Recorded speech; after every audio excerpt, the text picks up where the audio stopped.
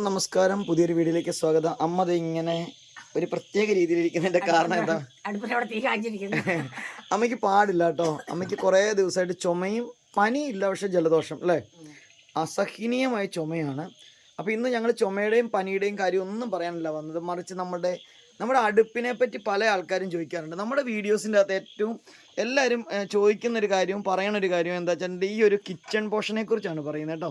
നമ്മളിത് ഇത്രയും ഇപ്പം ഞാൻ ഈ ക്യാമറ തിരിക്കുന്ന ഇത്രയും പോർഷനാണ് നമ്മുടെ വീഡിയോസിലെല്ലാം നമ്മളിത് ഇങ്ങനെ കാണിക്കുന്ന സ്ഥലം, ഇത്രയും സ്ഥലമാണ് കാണിക്കുന്നത്. അപ്പോൾ ഇത് എങ്ങനെയാണ് ഉണ്ടാക്കിയെന്ന് എല്ലാവരും ചോദിക്കേണ്ട. ഈ അടുപ്പ് എങ്ങനെയാണ്, ഇതിൽ പുകയൊന്നും പോകുന്ന കാണുന്നില്ലല്ലോ എന്നൊക്കെ പറയാറുണ്ട് അല്ലേ, എങ്ങോട്ടാണ് ഇതിൻ്റെ പുക പോകണമെന്നൊക്കെ ചോദിക്കാറുണ്ട്. അപ്പോൾ ഇത് ഈ അടുപ്പിനെ കുറിച്ചും ഈ അടുക്കള ഉണ്ടാക്കിയതിനെ കുറിച്ചും നിങ്ങളോടൊന്ന് പറയാമെന്ന് വിചാരിച്ചിട്ടാണ് കേട്ടോ ഇന്ന്. ഒത്തിരി പേര് ചോദിച്ചിട്ടുണ്ട് അല്ലേ, കുറേ പേര് പണ്ടൊക്കെ ഇതിനെക്കുറിച്ച് ചോദിച്ചിട്ടുള്ളൊരു കാര്യം ഉണ്ടാണ്. അതുകൊണ്ടാണ് നമ്മൾ ഇത് കാണിക്കുന്നത്. അപ്പോൾ നമ്മുടെ അടുപ്പിൻ്റെ കാര്യത്തിലേക്ക് ആദ്യം വരാം. ഇതാണ് നമ്മുടെ അടുപ്പ്, ഡബിൾ അടുപ്പാണ് കേട്ടോ. അതെന്താന്ന് വെച്ചാൽ ഇതിൻ്റെ അകത്ത് രണ്ട് സാധനങ്ങളാണ് ഇരിക്കുന്നത്. ഒരടുപ്പാണ് സത്യത്തിൽ, നമ്മുടെ റോക്കറ്റ് അടുപ്പ് പോലെയൊക്കെയുള്ള അടുപ്പ് എന്ന് വേണമെങ്കിൽ പറയാം ഇതല്ലേ. അപ്പം ഇതിൻ്റെ അകത്ത് ഇരിക്കുന്ന ആ കൈ ഇതിങ്ങനെ തുണി, ഇത് കുടിവെള്ളമാണ് കേട്ടോ ഇതിൻ്റെ അകത്തിരിക്കുന്നത്. കണ്ടോ, വെള്ളം നന്നായിട്ട് തിളച്ചു, ഇവിടെ പെട്ടെന്ന് തിളയ്ക്കും ഇതിൻ്റെ അകത്ത്. ഇതിൻ്റെ അകത്തിരിക്കുന്നത് എന്താണെന്ന് ചോദിച്ചു കഴിഞ്ഞാൽ ചോറാണ്, കണ്ടില്ലേ. അപ്പോൾ ഒറ്റ അടുപ്പിൻ്റെ വാലിലാണ് ചോറ് വെന്തുകൊണ്ടിരിക്കുന്നത്. മുകളിൽ നമ്മൾ വെള്ളം തിളപ്പിച്ചു. ഇനി തിരിച്ചു വേണേലും വെക്കാം, ഒരു കുഴപ്പമില്ല അല്ലേ. ഇനിയിപ്പോൾ ഇത് കഴിഞ്ഞ് കഴിഞ്ഞിട്ടുണ്ടെങ്കിലോ കടുക് പൊട്ടിക്കണമെങ്കിലോ എന്തെങ്കിലും ചൂടാക്കണമെങ്കിലോ ഒക്കെ ഇവിടെ വെച്ച് ചെയ്യാം അല്ലേ. ഒറ്റ തീ മതി, ഒറ്റ തീയിൽ. ഇത് മൊത്തത്തിൽ ഞാനൊന്ന് കാണിക്കാം. ഈ അടുപ്പ് കണ്ടോ ഇങ്ങനെ ഇരിക്കും.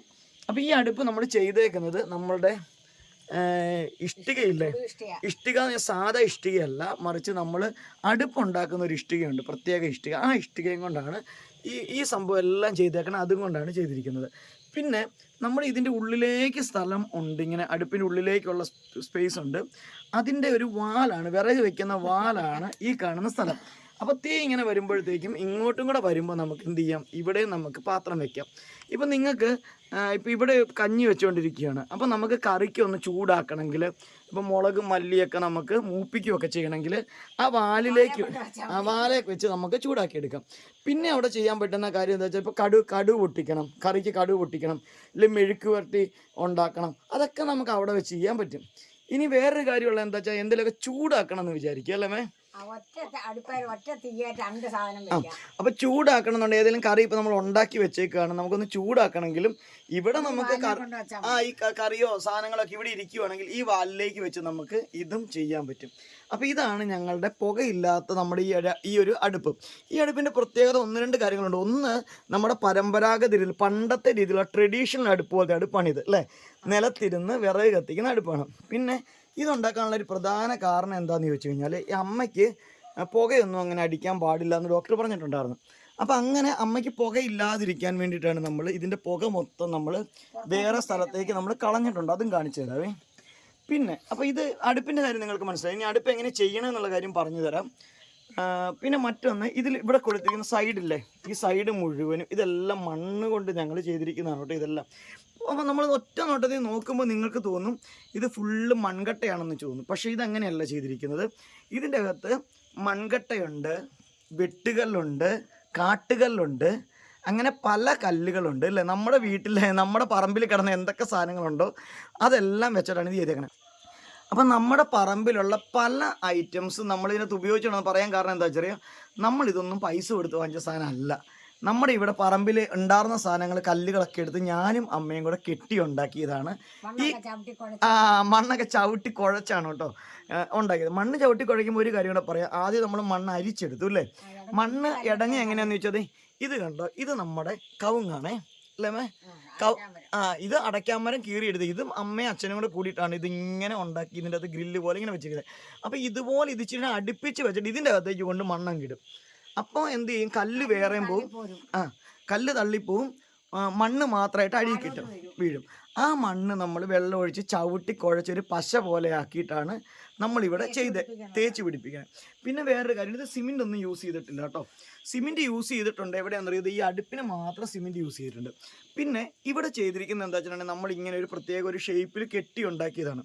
അപ്പം ഞാൻ പറഞ്ഞതെന്നു വെച്ചാൽ, നമ്മൾ ഇവിടെയുള്ള പഴയ വെട്ടുകല്ലും ആ ഇഷ്ടിക, മുറി ഇഷ്ടികയും കാട്ടുകല്ലും ഒക്കെ നമ്മൾ വേസ്റ്റ്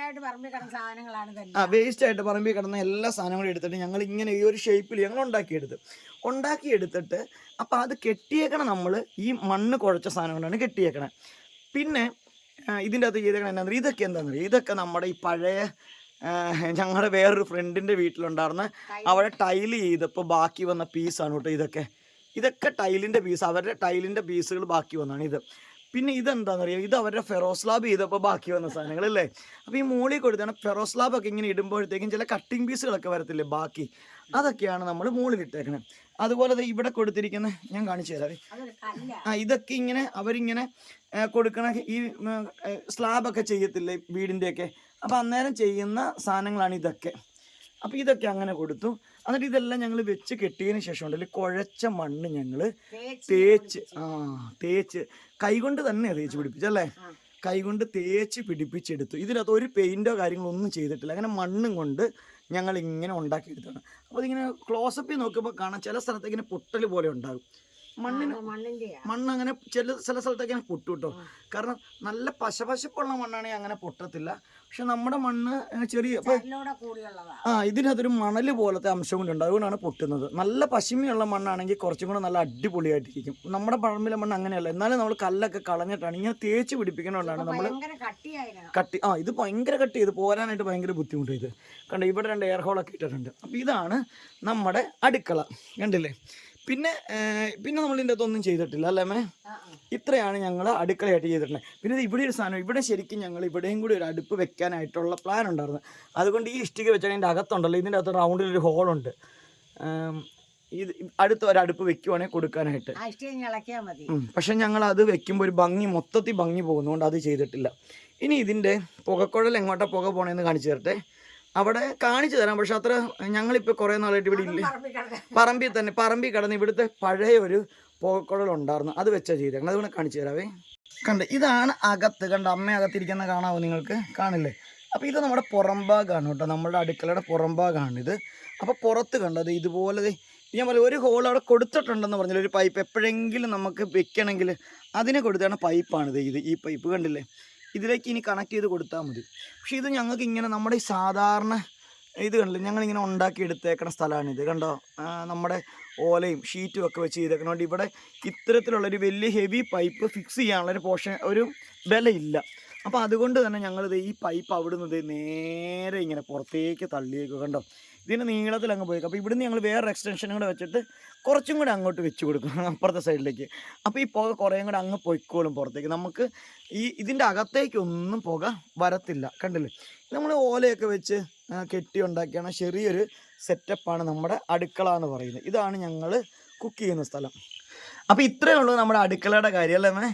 പിന്നെ അടുപ്പ് ഞങ്ങൾ വേറെ ഒന്നുമില്ല, ഞങ്ങളിങ്ങനെ പോലെ ആ അടുപ്പ് ചെയ്തേക്കുന്ന ഇങ്ങനെ പോലെ നമ്മൾ കല്ല് കുത്തിച്ചാരി വെച്ചിട്ട് 2 സൈഡും സിമെൻ്റ് ഇട്ട് ഉറപ്പിച്ചു.